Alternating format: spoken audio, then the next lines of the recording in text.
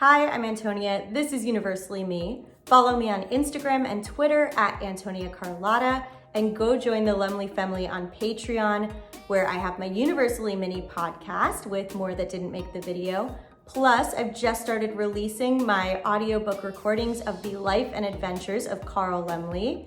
Plus, I've got tons of bonus content and pictures and memorabilia from my family's private collection. It's really cool, and we're building a really great community over there, so go check it out. We've talked about Universal werewolves before, and we have talked about Jack Pierce before, but we have not yet talked about Jack Pierce's first werewolf movie at Universal. It often gets overlooked in the Universal monster canon, but it's an important movie. It is the first ever mainstream Hollywood werewolf movie. Today, we're talking about Werewolf of London. Werewolf of London is a 1935 horror film with screenplay by John Colton and directed by Stuart Walker.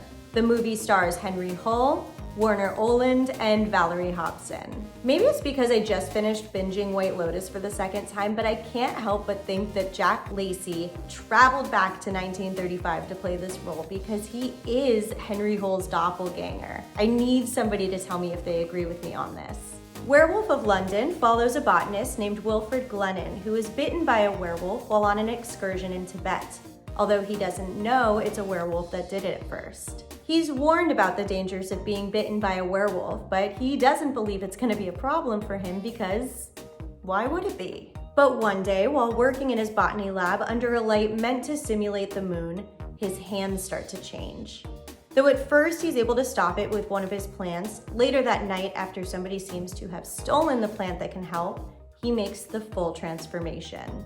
Henry Hull, the lead in the film, was a seasoned actor. Between 1917 and 1966, he appeared in more than 70 films. He had previously worked with Tod Browning, the director of Dracula, and he had already worked with Werewolf of London director Stuart Walker on 1934's Great Expectations. Henry Hull almost wasn't the lead, though. At one time, Boris Karloff and Bela Lugosi were attached to star, and what a different movie it would have been. Boris Karloff would have played the lead, Dr. Glendon, and Bela Lugosi would have played Warner Oland's character, Dr. Yogami. Unfortunately, it just didn't work out with their schedules, but if this movie did star Boris and Bela, I have no doubt that we would talk about this movie as the core werewolf movie in the Universal canon. The lack of Boris Karloff and Bela Lugosi isn't the only reason this movie gets overlooked, though. As I mentioned, the makeup for this movie was done by the brilliant, incomparable Jack Pierce. But while the makeup is good in this movie, it isn't quite as intricate or impressive as some of his other work. This is likely for a few reasons. There are rumors that Henry Hull didn't want to sit in the makeup chair too long and didn't want his face covered too much, but I have a hard time believing that Universal or Jack Pierce would really let that slide.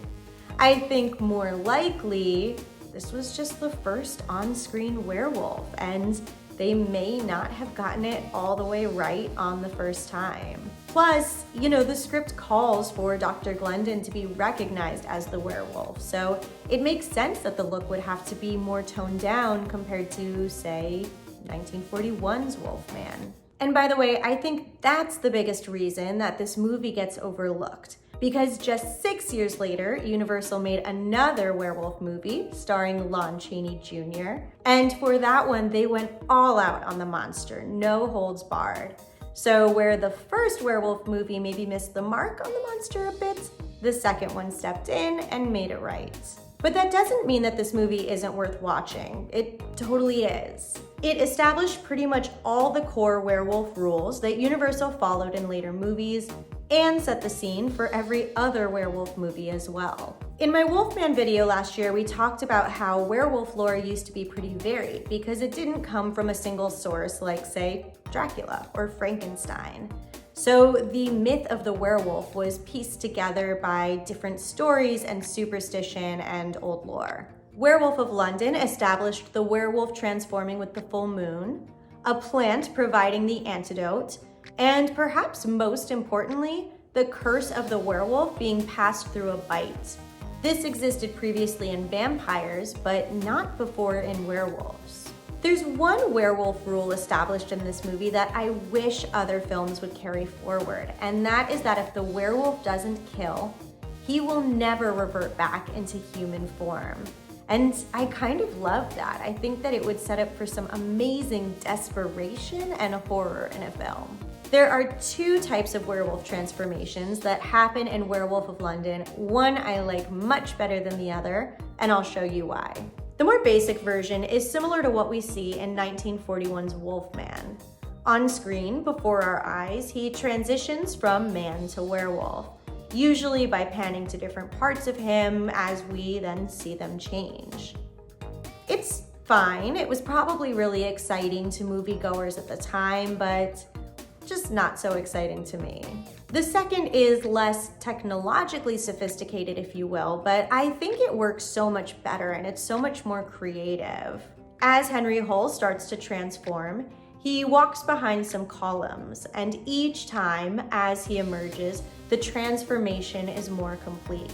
Again, probably not as magical as the other transformation might have seemed to audiences who were still familiarizing themselves with special effects and monsters, but it's so much smoother and it works so much better in the film. Werewolf of London's budget was just under $200,000, and when it was released on May 13th, 1935, it was a box office disappointment.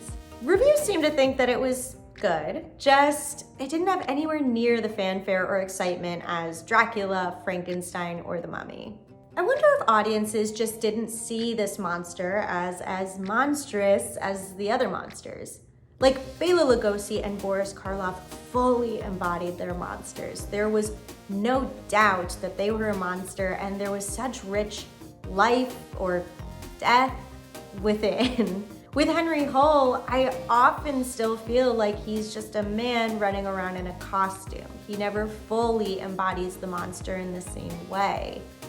And that's another thing then that I think Lon Chaney Jr.'s Wolfman rectifies, and why, again, that's the movie that we remember. This week, my Universally Mini podcast on Patreon has more that didn't make this video, including some connections to Frankenstein, Jekyll and Hyde, and also the modern day item that I'm pretty sure this movie invented. You should also go to my Patreon to get my audiobook recordings of the life and adventures of Carl Laemmle, the only biography that currently exists of him. And don't forget to follow me on Twitter and Instagram at Antonia Carlotta. And thank you so much for watching. Bye.